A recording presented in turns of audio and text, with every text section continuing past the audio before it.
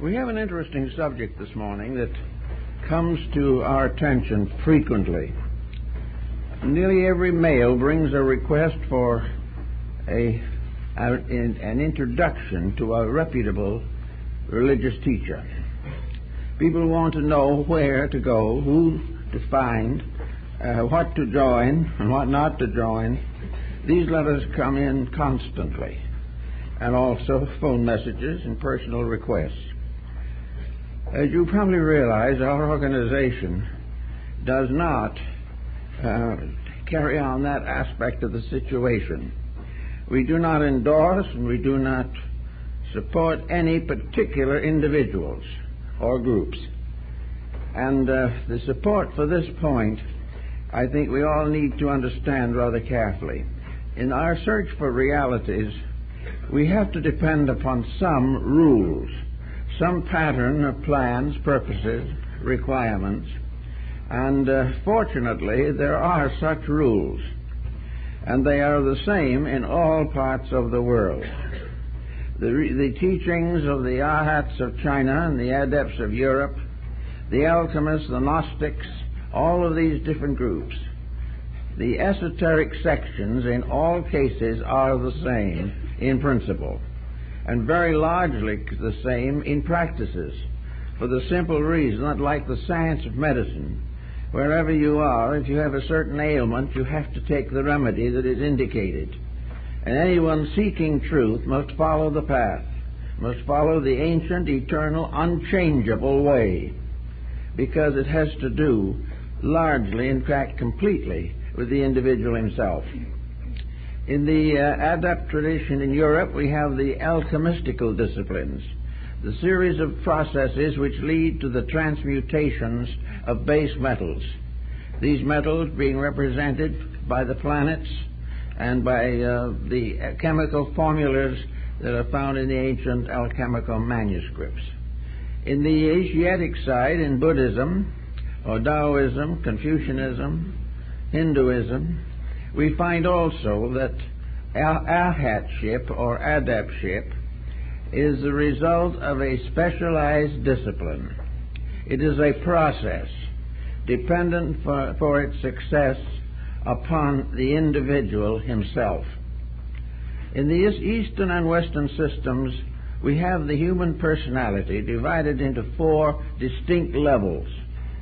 These levels manifest in our physical life as faculties, powers, functions.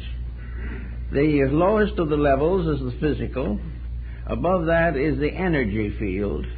Above that is the emotional sphere. And beyond that, in turn, is the mental. These constitute a ladder of 4 rungs, up which the neophyte must climb in order to reach the higher atmosphere, which is the quintessence of the alchemists, the pure Buddhi of the Buddhist philosophy, the symbol of perfect enlightenment. Now, in order to understand this, we must also realize that no one can grow for anyone else. There is no possibility of shifting the responsibility of growth upon a teacher, upon a formula in the ordinary sense, or upon any group of factors. Growth is simply a process of growing. Now, we are all, as non-initiated souls, like children passing gradually from adolescence to maturity. The great teachers of the past instructed us. They were our ancestral guides. Now we must start out on our own. And one of the problems that we face in the present generation is this matter of trying to help young people to go out on their own.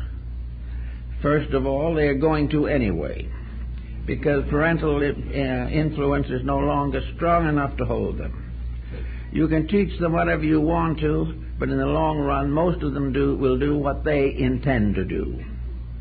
Maybe some of them will have difficult experiences and will have to grow through suffering. Others find themselves more independently and become highly desirable citizens. But each has to find its own way by means of the characteristics, the basic integrities with which it is endowed. So when we start to work with the problem of teaching, to try to find a teacher, we know that all a teacher can do is to tell the individual to do certain things. He cannot make anyone do these things. And he can only say, if you wish a certain result, you must be set in motion the causes which will result in that effect. If you are not willing to cause it, you cannot have it. No one else can have it for you. The gods will not bestow it. Each individual must earn his own destiny, must fulfill the plan for which he was intended, as part of a system that has as its objective the enlightenment of everything that lives. This enlightenment, however, is a completely individual responsibility. Now, it is possible for a person to become inspired by association with desirable types of thinkers and believers, the meeting of the individual with other persons of high resolve, high intention, noble experience in life. All these things are objective helps, but they do not contribute the actual substance. All they can possibly do is inspire. This is all any teacher can do, is to inspire the individual to do his own job.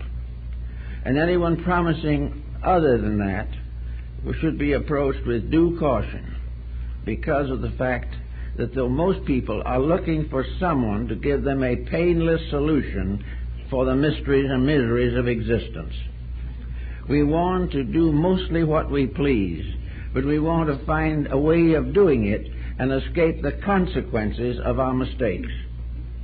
This is just not possible.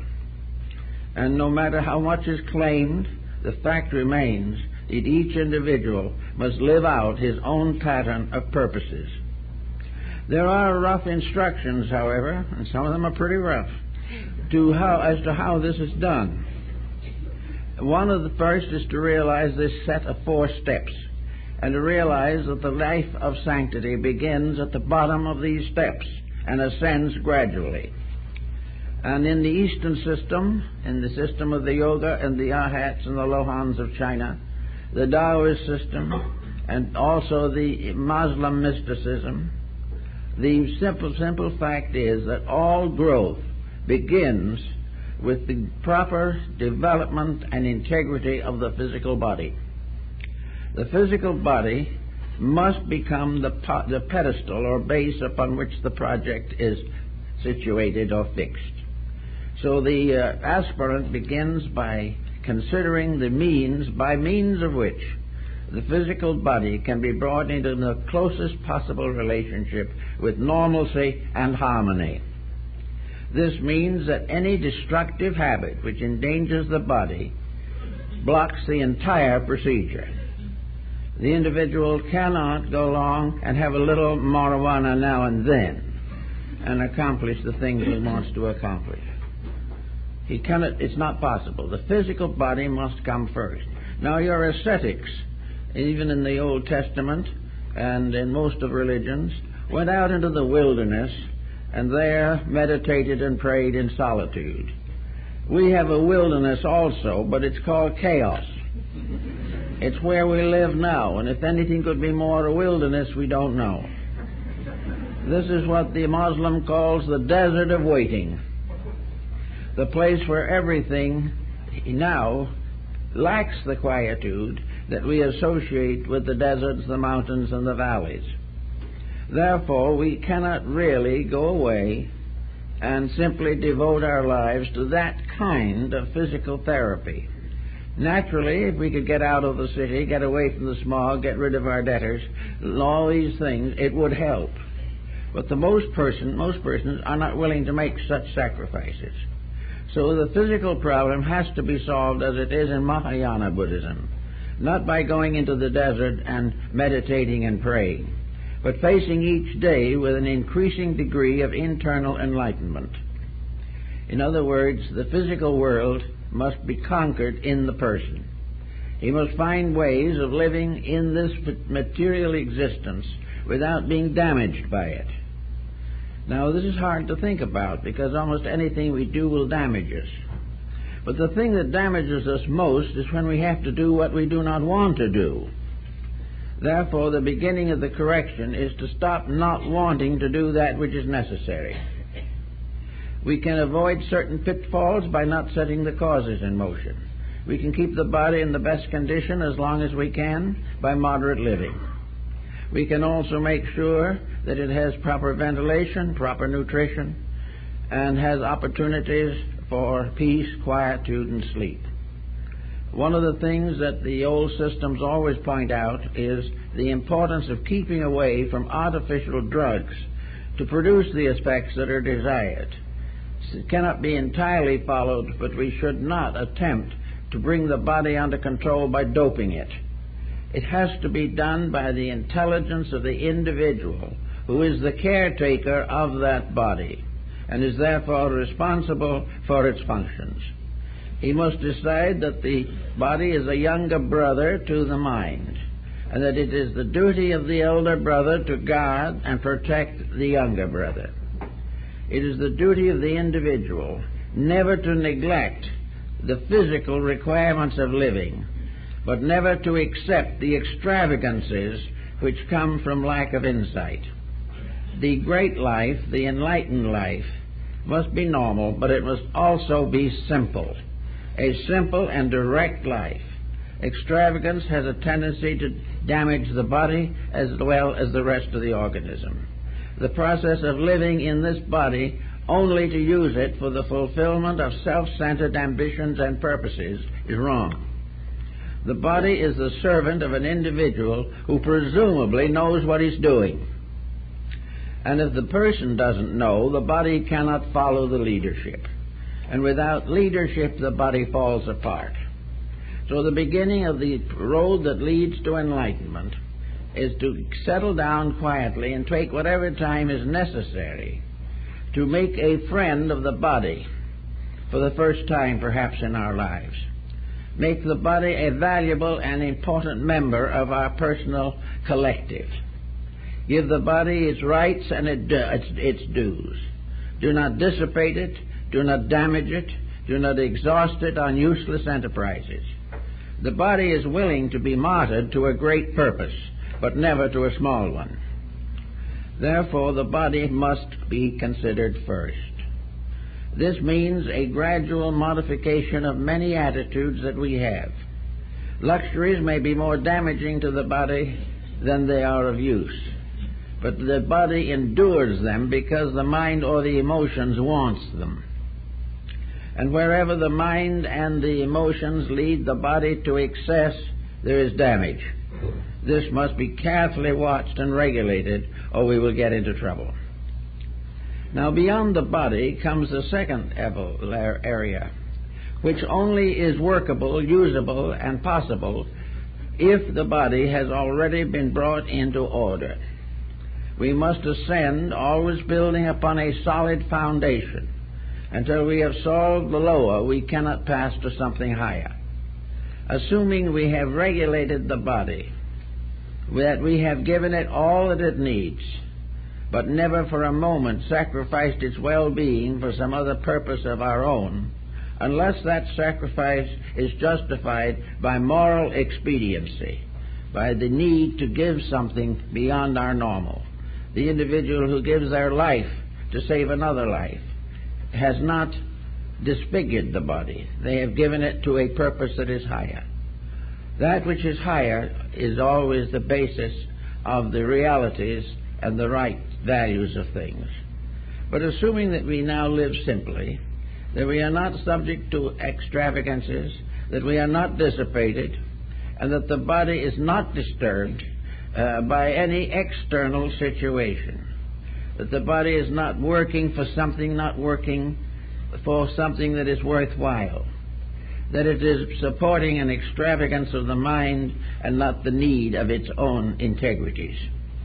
So the body being settled, we pass to the second level, assuming that the body has now been disciplined as the first step of discipleship.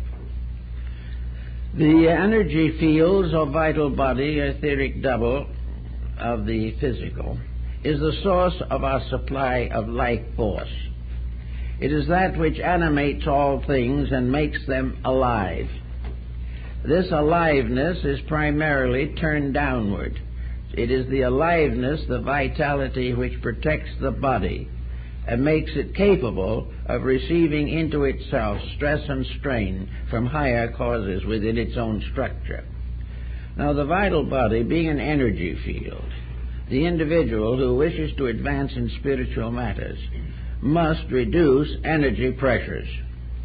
They must not waste energy, because energy is life, and life is the power of God in us. Therefore, energy must be conserved. Energy must be distributed properly. We come almost under a heading of physical culture here. We have to see that the energy field is given ample opportunity to express itself constructively, but that any intemperance which wastes energy becomes a leakage in the energy field, and through this leakage it escapes and is not available for reasonable purposes. Energy to be maintained must have proper nutrition. It must have proper rest and relaxation. It must be energized by a physical body that is temperate and therefore does not waste or destroy energy. Energy cannot live unless the physical body is reasonably ordered. If it is reasonably ordered, then it can provide a proper footing for energy growth. But if the individual suddenly gets into a temper fit, the waste of energy damages both the vital body and the physical. The individual in hysteria, the person who is constantly a neurotic, the individual who starts worshiping energy waste, doing things that are not significant and not important.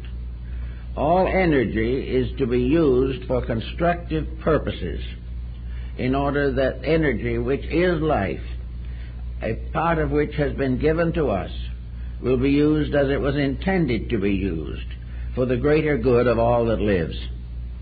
All energy which has not some justification in value becomes a dangerous factor in our composition. So energy enables us to do all kinds of useful things. It also will support us in extreme hardships on many cases. But it cannot stand or survive misdirection from below or wrong attention from above. It must be given the care and discipline necessary.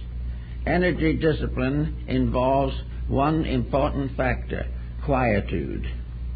Quietude means that the human body must at certain times rest. If the energy does not remove its pressures from the body, then the body cannot rest, and the least we can expect is fidgets, and they are no good either. The individual who can't sit still, who can't keep quiet, who finds it impossible to do simple things in a simple and efficient manner, the individual has to exaggerate all actions, and finding themselves highly nervous, must take a sedation. This type of thing is deadly to the development of any higher faculties. If the individual wishes to remain on the level in which these things are done, he has the right. No one can take it from him. But if he wants to be better than he is now, he must correct the mistakes that burden him now. He must have motives, purposes, and ideals stronger and better than those which he has been nursing in the past. So he does everything possible to use energy wisely. He may feel that it is an eternal factor, that he will always have it, but he will find that this is a mistake. If he wastes it, he will not always have it. The body is itself a fallible thing, and to make it useful, helpful, and constructive as long as possible, its essential resources must be conserved. One of the physical forces and sources of energy is nutrition. So this comes into this pattern. Proper nutrition. Nutrition that is not fatty. Nutrition that is based upon, as far as possible, a full understanding of the requirements of the body and its nervous structure. Nutrition is very important because without it, the individual has no foundation upon which to build. Therefore, the first problem is to get the body into physical condition that is suitable to become a living temple. And the second step of the problem is to create within this living temple an atmosphere of divine presence, the energy being the presence of the infinite within the structure of the finite. This, and then, if it is accomplished, if the individual finds that he is able to make these corrections and never waste energy. Wasting energy can be simply the support of a poor cause. It can be talking too much when there's nothing to say. It can be almost anything. On the other hand, the loss of these wastefulness factors should never result in a dowerful personality. The energy factors that are constructive are pleasant, more pleasant in the long run than those which cause trouble. But then we rise to the third level, and this is a rough one of the most difficult to face, and not to be faced at all unless the lower two have already been conquered. You cannot advance unless you're on the solid foundation of what goes before. Otherwise, you're in trouble. The energy factor we have to have, and one of the great uses of energy, of course, is emotion. Now, the emotional factor is where, in most cases, the human being is oriented. He lives in a combination of vital, emotional, and physical factors. And as long as this continues, he is basically a biped, but still not raised to human estate. The energy fields that involve emotion must be cleansed and purified. Emotions must be free of all negative, toxic attitudes. This is where most people fall down. I know we have cases constantly of people who are trying to develop spiritual overtones of life, who spend their lives seeking for truth and hating each other. This won't work. Any individual who expects to get anywhere in religion has got to give up hating anything or anyone. He may not want to cultivate that person. He may not feel that that person is right. But the moment he uses emotional energy negatively, he is destroying himself and not the other person. Any destructive attitude of the emotions must be corrected. Emotions must be open, constructive, idealistic, and be no more nor less than that which is recommended in the Sermon on the Mount. The very point of this is clearly revealed in Christian doctrine, but there are very few Christians that manage to make it, because there are very few people in this world, including Christian sects, that like each other. This problem of constant competition of feelings, the tremendous aggressiveness of ambitions, the determination to get back at someone, or to go on moaning through life because of a tragedy, misery, misfortune that has occurred. The person who is emotionally disturbed a large part of the time will not get any further. In fact, he won't even reach this level successfully. He won't reach it because the entire magnetic field, the various chakra centers and so forth involved in development cannot react constructively to negative human attitudes. The individual can assume that he is going to make it anyway, and he is going to try perhaps and find a teacher who will help him to be enlightened without correcting these faults. But he will find in the long run that he has simply deceived himself. There is no answer to improvement except to improve. There is no way of being better than we are now except by becoming better than we are now. And if we want to be more than we are now, we must build upon a foundation of solid achievement. Otherwise, the entire problem becomes a travesty. Now, in religious organizations, we find a tendency, especially in modern times, to overlook or gloss over lightly these problems of conduct in relationship to spiritual growth. We are more or less invited to believe that if the person joins a religious organization, this does it. That if the individual gets up and claims that he is going to be a good Christian or a good Buddhist or a good Brahmin or a good Jew, that the affirmation does it. This is not true.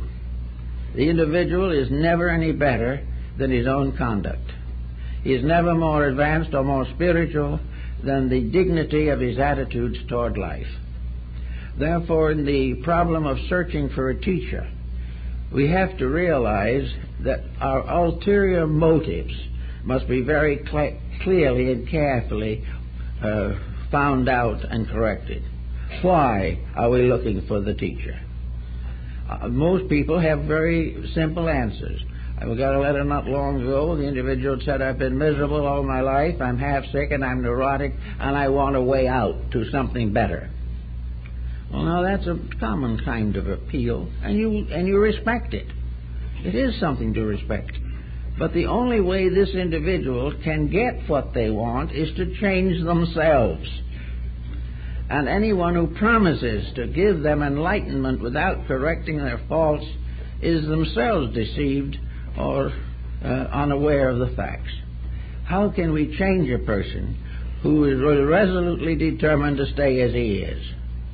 How are we going to correct the condition or the faults of a person who is perfectly willing to correct his virtues a little more, but will not for one moment change his faults? Now, faults are funny things. On a personal level, they've broken more homes probably than any other factor in history. Second place probably is religious conflict, then political conflict, then racial strife, then national misfortunes. Everywhere in the world, man looks for peace, but he expects to achieve it by overcoming his enemy. We are right now in a heavy political situation all over the world. We are faced with the danger of a great war to create peace. And this is what happens in nations, and it happens in the individual. We cannot be happier than we are unless we earn a happiness greater than that which we have now. We cannot get over our troubles unless we correct the causes of them. And this is an esoteric doctrine that has sent the yoga student and the Zen man into the mountains for centuries, to fight this out, to come to the final conclusion that you have to be right or you will continue to suffer. Now, rightness in the case of emotions is, as you have realized, the Bodhisattva doctrine of Northern Asia is the doctrine of the love principle. Christ says to love our enemies. And now it's mostly impossible to get along with our friends, let alone our enemies. We are expected to do these things, not read about them. We are expected to look around through our own lives and say, this is a messy spot and I've got to clean it up. Or I haven't spoken to my brother in 20 years, it's now time to get around to it. Well, so he writes his brother, and his brother doesn't answer. Well, that's too bad. But he has done what he could. He tried. He must make the first step. If the other person doesn't accept that first step, that he can't help. I made that suggestion to a man not too long ago who had a cousin who he had not spoken to for years. And I suggested write the cousin and find out. So he wrote a card. I think he wrote a birthday card. He remembered the birthday of the cousin. He got a 15-page letter back. The cousin had been waiting for years to try to make it up and didn't know how. These are the things that happen. We cannot do anything unless we try. And in the emotional level, we have to try to get away from hurting anyone. Because as we go on hurting others, we hurt ourselves the most.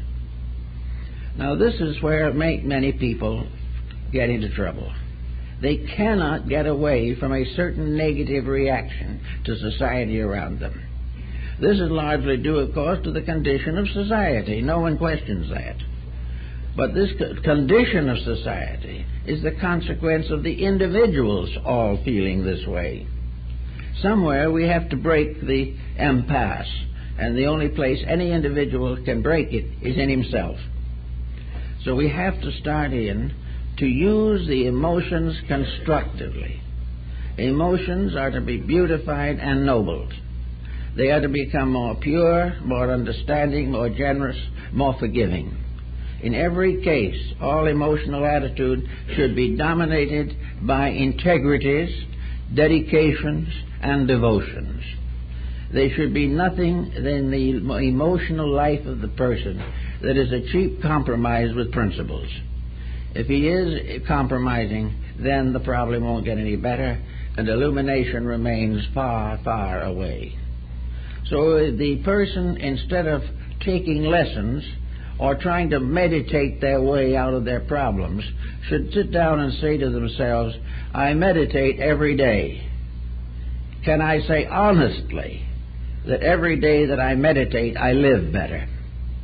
Am I depending upon spending a time in affirmation or positive thinking and then going out and doing exactly what I did before? There must be no interval. The Swami Vivekananda pointed out definitely that there should never be the slightest inconsistency between meditation and its attitudes and the conduct when not in meditation. Meditation is a way of life, and a proper life is in meditation through all waking hours.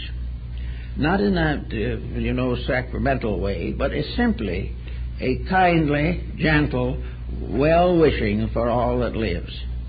Emotion also has to be fought out on the plane of selfishness. In these days, selfishness has become so important that we permit it to influence and undermine our integrities. The individual feeling that he wants to do something, feeling that he wants freedom, walks out on a home. The individual feeling they want to have greater estate, walk out on their family also. Everywhere the individual is thinking of himself only, what he wants to do, what he wants to be, and the magnificence of a career of his own choosing. If we watch the papers and watch the records carefully, we will see that nature itself is already stepping in to prove that this attitude is wrong. We've used it for years, and the world is in the worst conditions it's been in recorded history. The great freedoms we talk about have made us slaves to freedom. The great dominations of each other that we've talked about has produced a world of slaves. And most of all, we are the slaves of our own attitudes.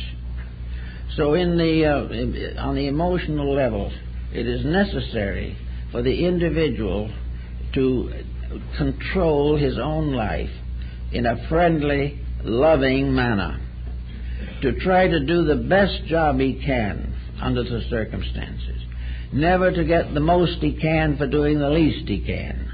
The moment this happens, a strange spiritual barrier is raised which we don't recognize, we don't know about it, but it has put a block on our thinking and our understanding, and while it's there we can't go any further.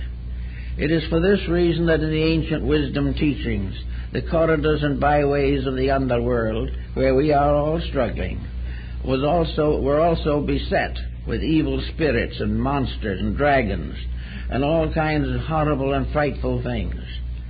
These frightful things are wars and pestilences and disasters and plagues, all these things, and the little private antagonisms of people that go from one generation to another, passing on a hatred the cause of which is forgotten. All this type of thing is part of the emotional life, and the emotional life should be simplified into kindness. In the Buddhist philosophy, the Lord Maitreya is the next world teacher. The word Maitreya means, or when translated, kindness. Therefore, kindness is the next great avatar that must come to redeem the world.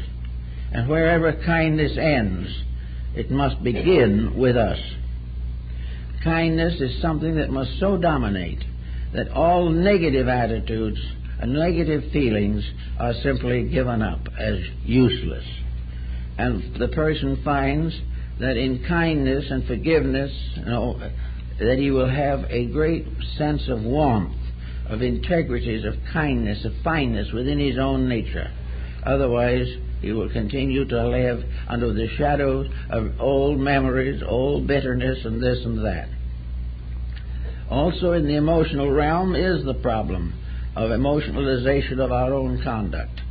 We look back upon a life that we have lived for many years. We realize that in that life we have caused trouble and we have been troubled. We have had a difficult problem raising a family. We have had divorce or damage to our home and domestic relationships. We were left orphan or put out to adoption. All these things happened. Or perhaps we were spoiled, given everything we wanted, and brought up to believe that we live for the principle of fulfilling any appetite that we feel. This again is a great detriment. But in all problems, we have to look back upon the emotional background of ourselves and remember how we felt and why we felt, and say to ourselves very simply, are these old emotions still hurting us? That is really one of the bases of psychoanalysis and psychotherapy. Most people who are neurotic or frustrated are in trouble largely because of their own memories. Memories that hurt.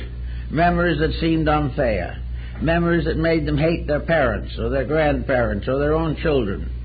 Memories that separate people because of dismal notions and reverberations out of the past. This type of memory problem is very difficult to work with, but it has to be worked with. The only way you can get over a bad memory is to find out why it was necessary. If the individual could take the memories that he has and transmute them in terms of experience, he would find that everything that happened to him was tremendously important, and he might be grateful indeed for circumstances that he now regards as terrifying or terrible. Each thing that happens to him was an opportunity to grow. Each misfortune is an opportunity to rise to a higher level of personal integrity. Each heartache is the possibility of transforming this attitude or this emotion into a great and deep recognition of universal unity of life. Each person can take his own memories, and by understanding them correctly, he can use them to grow with rather than to allow to hurt him. Nearly always a memory that hurts is a memory of an action that we have never learned to understand, never learned to affect, and never learned to get along with. So we have these problems on the emotional plane of life, and we must come out of it with a kindly attitude, a willingness to bless regardless, and a perfect willingness to see others succeed more than we do, advance better than we are, and take life as a series of disciplines in which integrities do work out. We find time after time that the individual who has had bad times and has lived through them successfully has become fortunate in all respects. It is a case of living through it and growing with it, and not allowing oneself to turn into a dope addict or an alcoholic because of a miserable childhood. All of this is an emotional frustration. It's there, and maybe the individual in any certain case may not be able to handle it in this embodiment.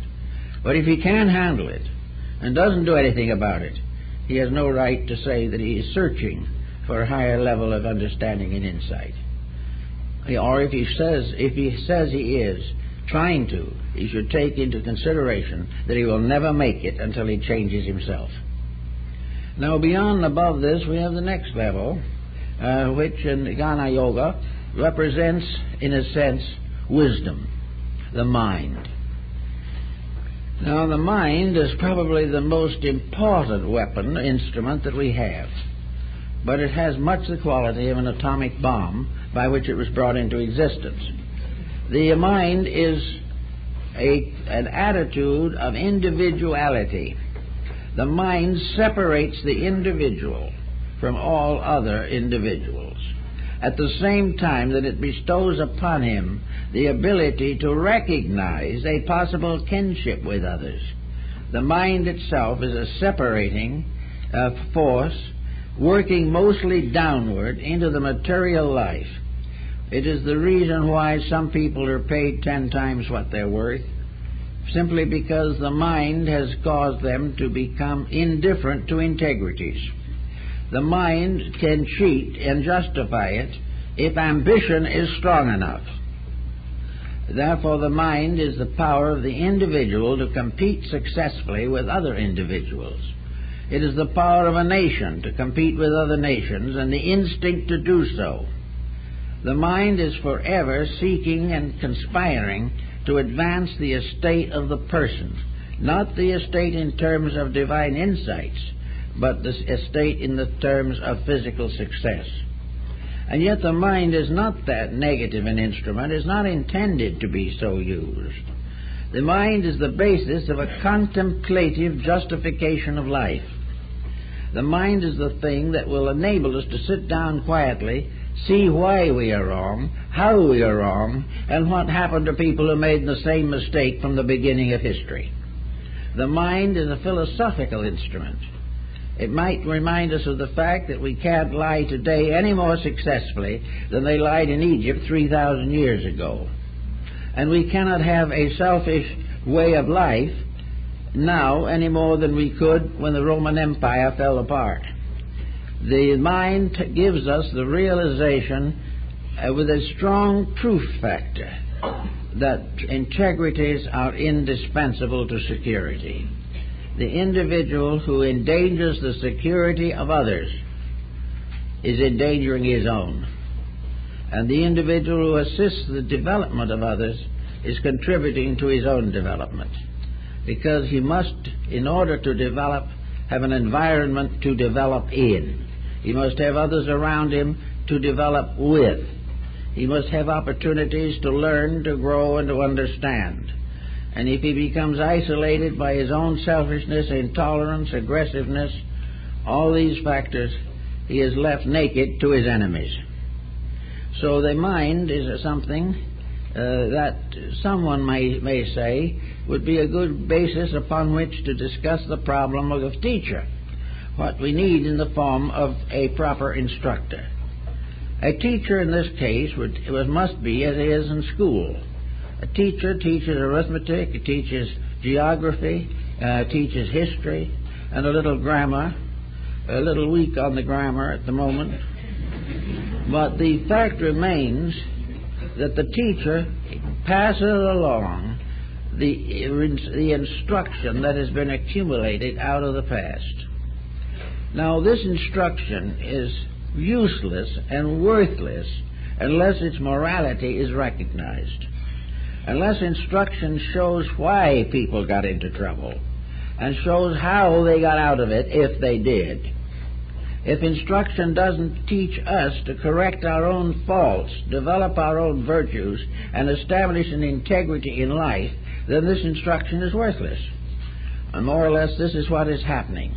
The instruction teaches us now how to buy and sell stock. It teaches us how to get more money by the hour for working, if we work, and when we work. It gives us the opportunity to build a great career, which will end by having a yacht somewhere in the Bahamas. It does all these things that consequently come to be regarded as the perfect evidence of the power of mind over matter.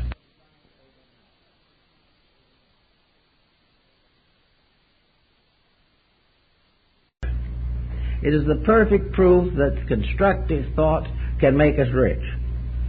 But are we going to be constructive rich? Or are we gaining this wealth by the compromise of constructiveness? The moral value of the mind is of the greatest importance. What is it doing? What is it? Is it a relentless power instrument? Is it just a vast technical computer?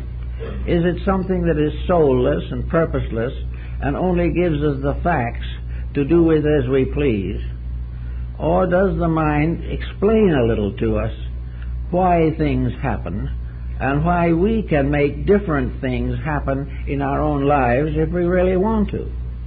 Is the mind serving us? Is the mind helping us to grow, or is it simply helping us to be lazy? Does the mind mean that we are making better use of our talents, or simply getting more for them and making no good use at all?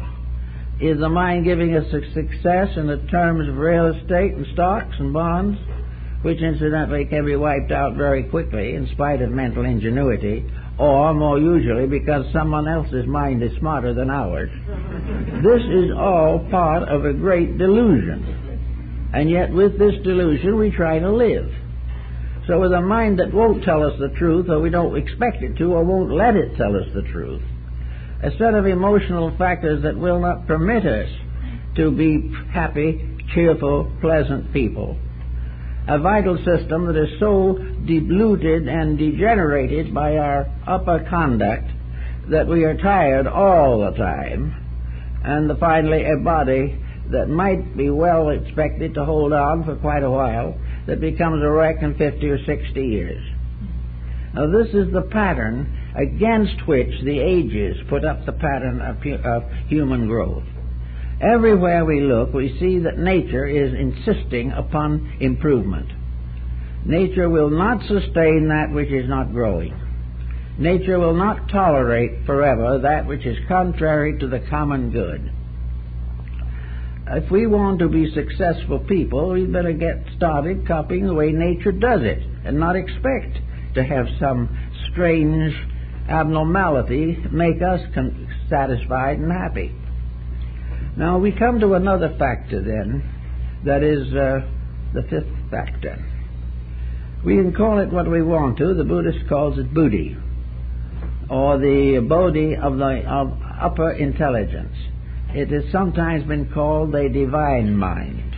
It has been called the upper mind, the psychic mind, the soul mind. And perhaps the soul mind is about as good as anything we can find to call it. This is the censor. This is the power of the soul, which can never rest while the organisms are corrupt. The soul is that which is a small, silent voice, but it's there forever. It is something that finally forces us to recognize that we are not doing what we ourselves really want to do, that we are buried in the confusion of our own ambitions. So the problem of the soul becomes something that is higher than mind. The soul deals in finalities. The soul can ask the individual the simple question: what is all adding up to? All the things we do, are they all ending in the graveyard? Is materiality an acceptable attitude? The mind, under certain conditions, particularly if it moves in a sophisticated set, will say, yes, I can be an atheist. I don't necessarily believe in anything, because if I believe in something, I'm apt to have some of my ambitions curtailed. If I believe in God, I cannot do these things which are disobedient to every record we have of divinity, therefore let's eliminate divinity. They believe this. They say that the universe is what we make it every day, nothing more, nothing less. It's a machine. And it's a kind of a computer that apparently makes as many mistakes as our new computers make. And that's numerous. But the universe is not a computer. The universe is a mass of obvious intelligence. It is the most supreme example of a wisdom beyond comprehension by man. The universe is a tremendous living organism which, in spite of anything we believe or do not believe, is always right. We cannot break its rules. They are bigger than we will ever be. We have to live within it. Therefore, the psychic part of man, the soul, says very simply, what is a man worth when he has lost all his worldly goods? Answer, he is worth exactly what he was before. The entire problem of success as we know it, within very moderate and normal conscientious details, may be necessary to our survival here. a reasonable amount of endeavor, a useful and fulfilling career if possible, an honest day's work honestly done, no one doubts or questions.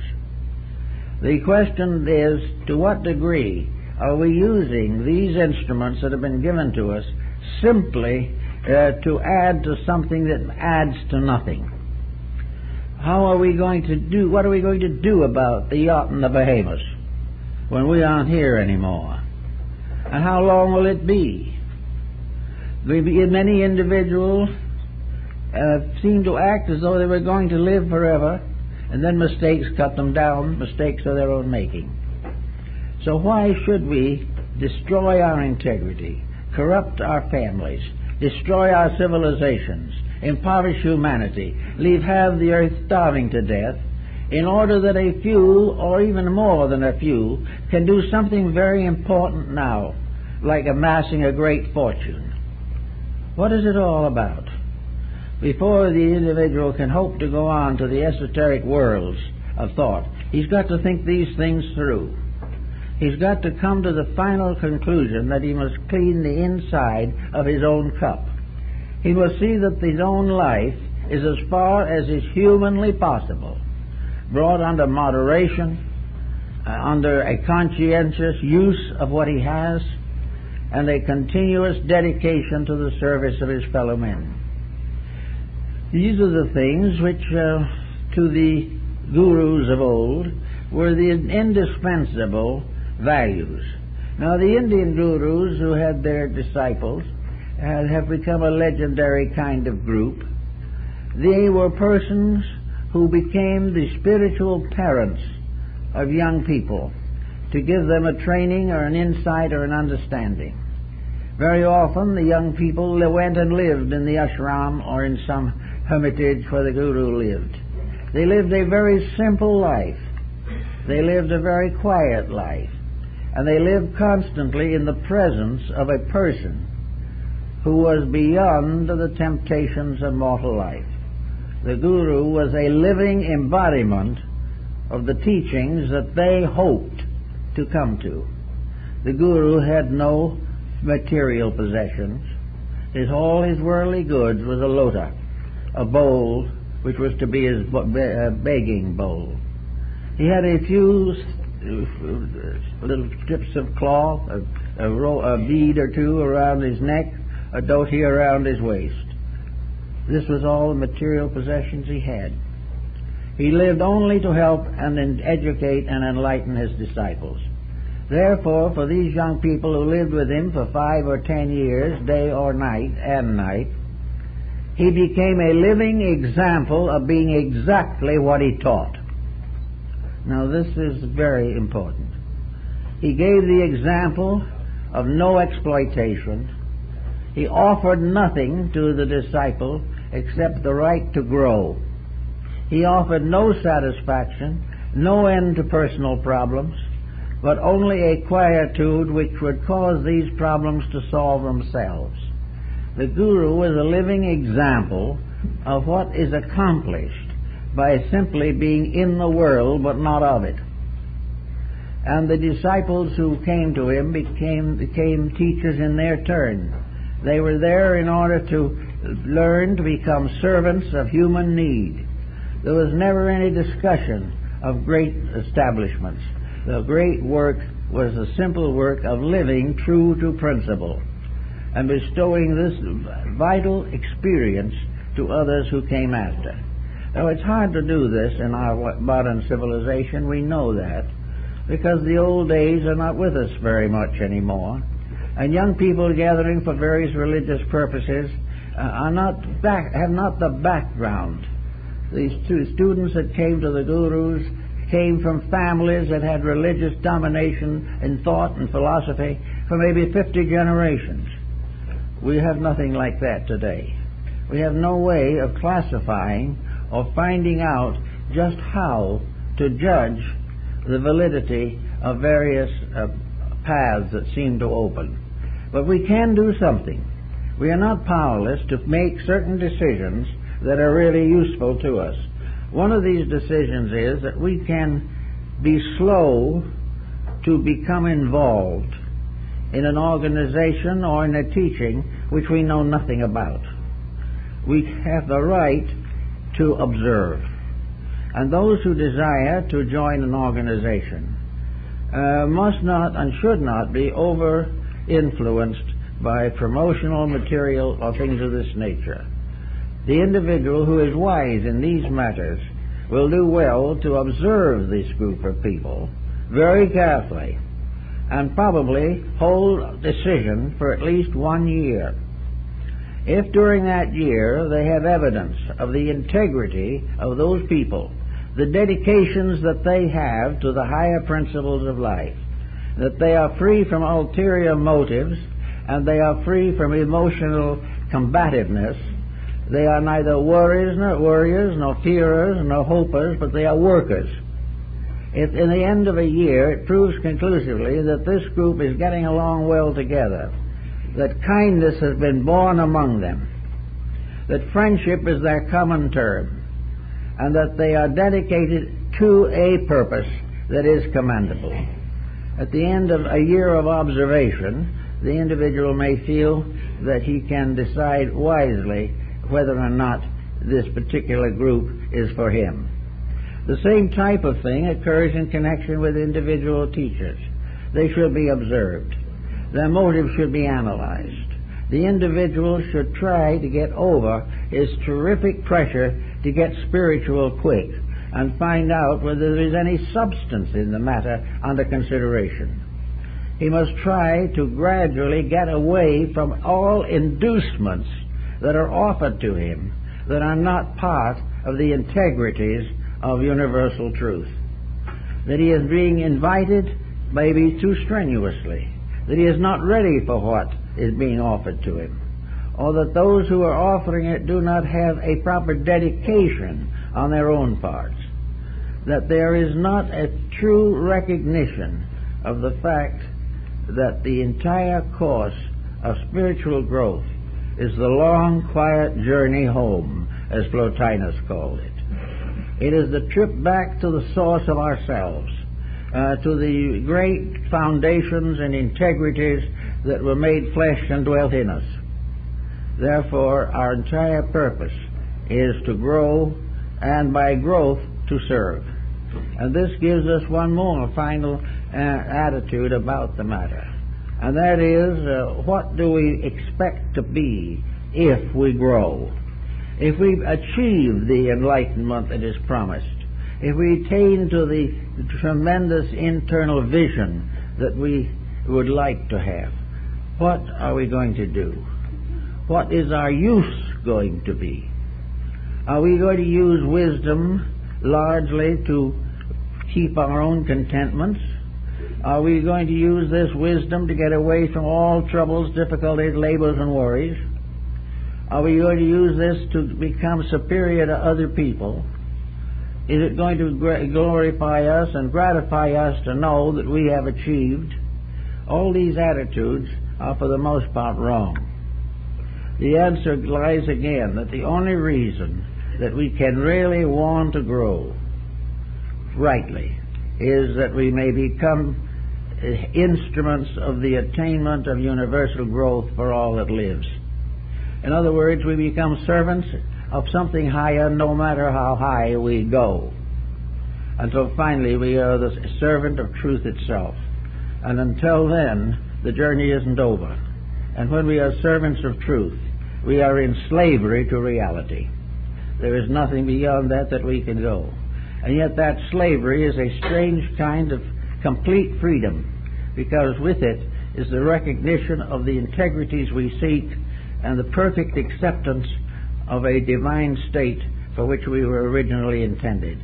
But egoism must go. All of the ulterior motives. The individual must not follow these lines in order to be prosperous or in order to reconcile some inconsistency of his own mind. He cannot possibly have any other motive except a sincere 100% dedication to the achievement of union with the reality of which he is an inevitable part. Until he does this and takes this attitude, he is not safe in his search for spiritual values. Now, we have troubles also in the world religions today.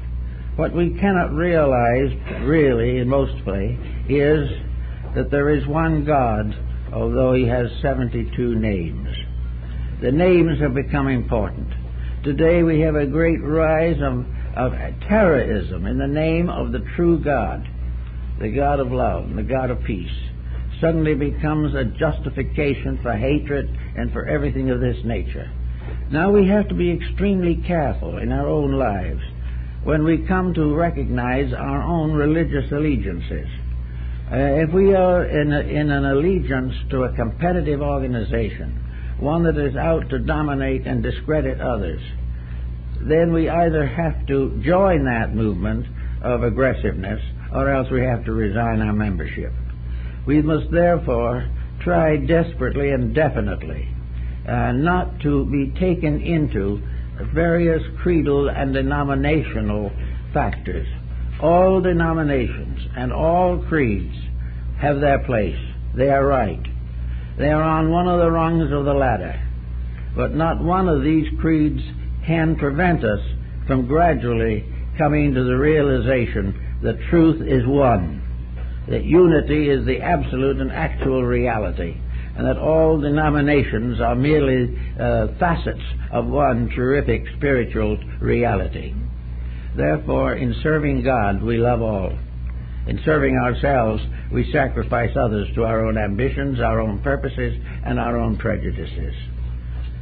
On the level of prejudices, which become, in a sense, mental blocks, we find it very easy to have prejudice against various beliefs. But we go back to the Inquisition, we go back to all of the great tyrannies of the past to find out what prejudice does. A prejudice of any kind does nothing but hurt.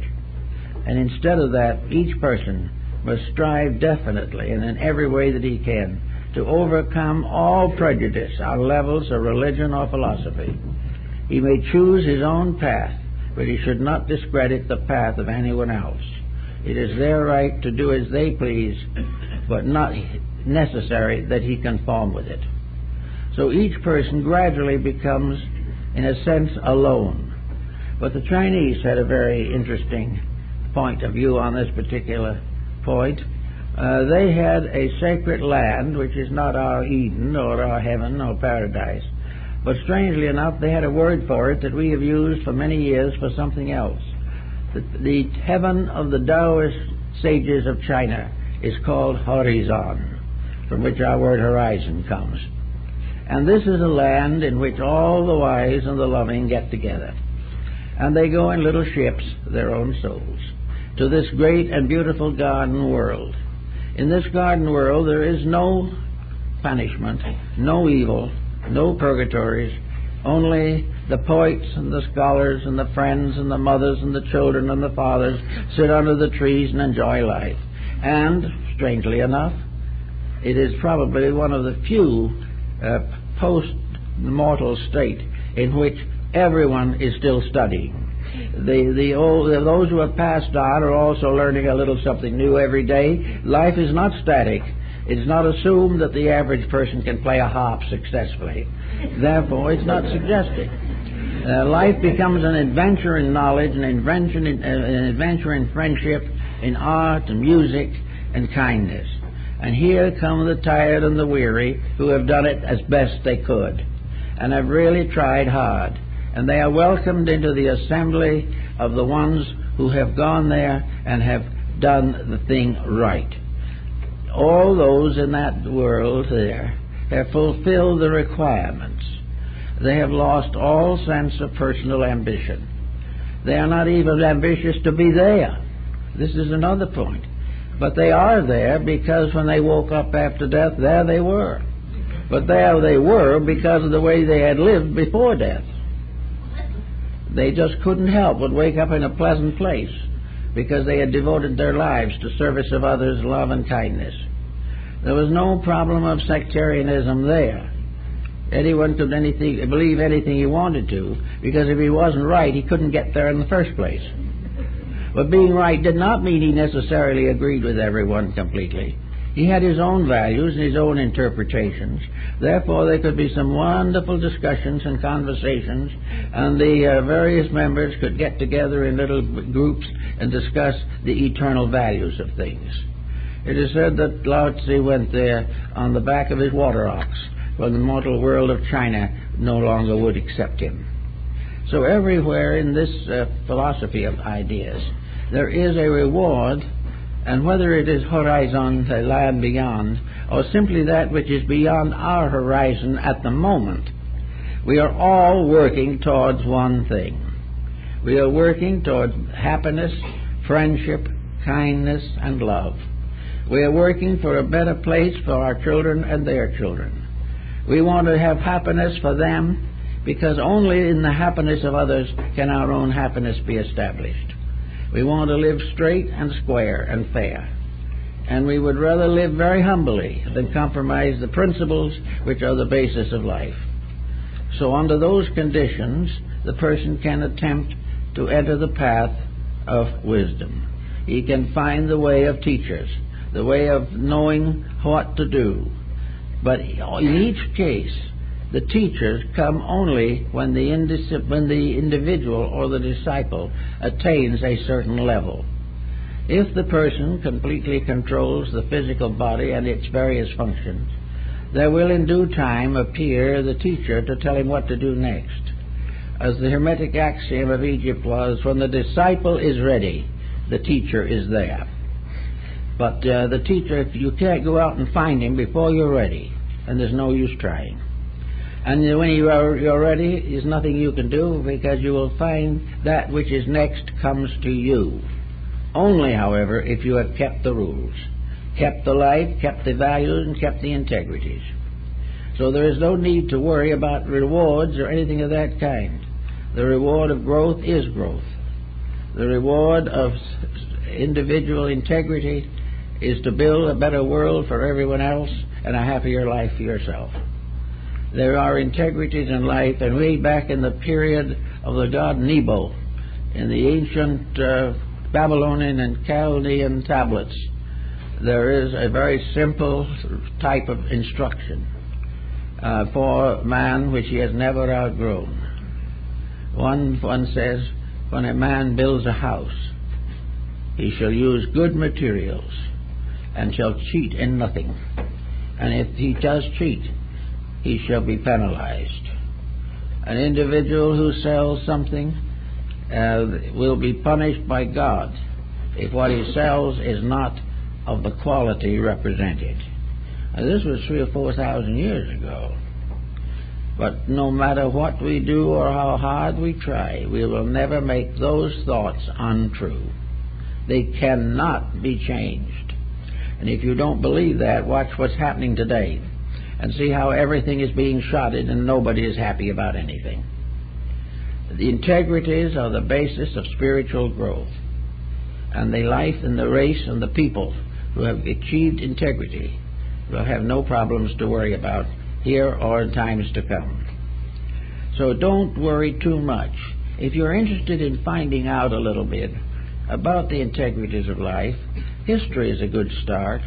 It's very impersonal, and if it's well written, it tells you what happened to other people when they did the things we are doing. We will learn when they did it right what happened that was good, and when they did it wrong how punishment was inevitable. From these things and from the study of comparative religion, you will come to understand the principles of integrities. You will come to understand the importance of the realization of universal brotherhood. You will come to the realization of the importance of accepting the normal responsibilities of life, not only with resolution, but with joy. That everything that is necessary is right, and that it's our privilege and opportunity to understand these right things and rejoice in them. We should not feel that a virtue is something we must sacrifice much for. A virtue is something that will help us not to sacrifice our entire life for nothing. So all these points and principles are part of the problem of teaching. Now, what shall we say about how you're going to recommend this to somebody? I think the only way to do it is to realize that in the world today there is an abundant literature by various religions of all times, by means of which the individual can get a brief summary or an elaborate discussion of the great integrities of life and the moral values which mankind has experienced through thousands of years of life. These various instructions will tell the person what good people have thought, what wise people have tried to live, and it will also help us to realize why today we honor and practically deify a handful of great dedicated spiritual persons who have become the foundations of civilization and of everything we hope for, everything we believe. We remember Jesus, who had no place to lay his head, but today is probably the most universally honored of human beings. We believe and recognize the great values that have come from dedication to principles. And we realize that these dedications are not dead, that we will never be so wise and scientific that we can get along without honesty. But all real science will lead us back to honesty. We must gradually recognize the use of knowledge. Knowledge is to prove to us the things we need to know, not that we hope, but that which we know. Therefore, science is to give us a new skill to understand the universe so that we may obey it and venerate it. Art gives us a new instrument by means of which we can picture forth our own inner interpretations of universal beauty. Music is indeed the music of the spheres that Pythagoras heard. It is the power to put all arts into a harmonic relationship. Music is the symbolism of universal harmony, and when it is variously distorted, it destroys its own consequences. Healing is the art of helping to restore the balance of the body, but is not possible to be completed without the unfoldment of the internal resources of the soul. Law is in order to keep us in a reasonable relationship with each other. Laws are most of them devised from ancient sources, and while these laws are naturally and properly kept, they are useful and significant. But when they are carefully intellectualized and integrity is taken out of them, they become a danger to our lives. All forms of knowledge are in themselves good, but the perversions of knowledge are now deemed necessary to success. And while we consider to do it this way and keep on making these perversions, we shall continue to fail, because the success is in the integrities and not in the breaches of integrity. So all the forms of knowledge that we know can help us to become aware of the one knowledge that is necessary, that we are creatures on a long journey through the caravansaries of this world, that we are wanderers in a strange desert of waiting, but that we are in a way wonderfully guided by the wisdom that has been given to us. We are in this world, but we are not destined to stay here. We are not here to become the source of great monuments on the physical plane of life. We are here in a great system of instruction, divinely inspired and divinely maintained. We are all at school together. Now we're in the kindergarten, or one of the lower grades, of having a little trouble. But someday we will become grade school teachers. Then we will become instructors in high schools. Then maybe we will be professors in colleges or universities. Those are the degrees of our hatship. That is the degree of the esoteric order of things, that we shall rise to higher levels, but always to serve and to teach. But in all this teaching, everything depends upon one point, that all we can actually teach is to inspire the person to grow by virtue of his own integrities and his own potentials. The person can grow because the potential for growth is there. The inside is divine and it's going to come out. But in the meantime, these professors and so forth, the great world teachers and all the others, can only remind us that if we live the life, we shall know the doctrine.